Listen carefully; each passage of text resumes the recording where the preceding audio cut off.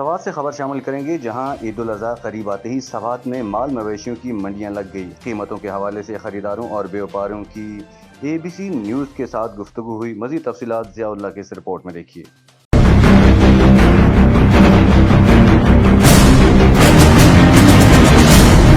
عید الاضحیٰ قریب ہوتی ہی ملک بھر کی دیگر حصوں کی طرح سوات میں بھی مال مویشوں کی عارضی منڈیاں سج گئی اور قربانی کی جانوروں کی خرید و فروخت کا سلسلہ شروع ہو چکا ہے، لیکن قیمتیں زیادہ ہونے کی وجہ سے خریدار پریشان دکھائی دے رہے ہیں۔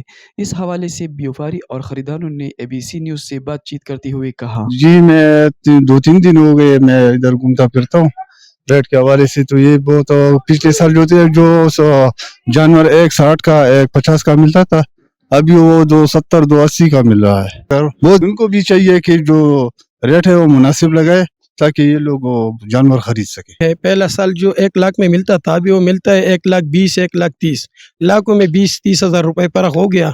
خریدتے لیکن پہلا جیسا نہیں، لوگوں کے پاس پیسہ نہیں ہے، بس ایسا پوچھتے ہیں، تصویر کھینچتے ہیں، بولتے ہیں ہم بعد میں آئے گا۔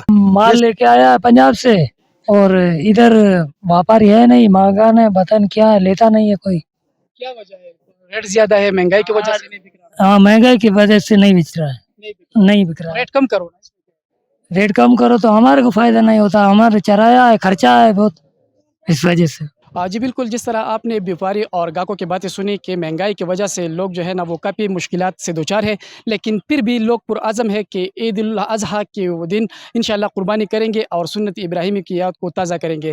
کیمرہ مین لقمان خان کے ساتھ ضیاء اللہ، ABC نیوز سوات۔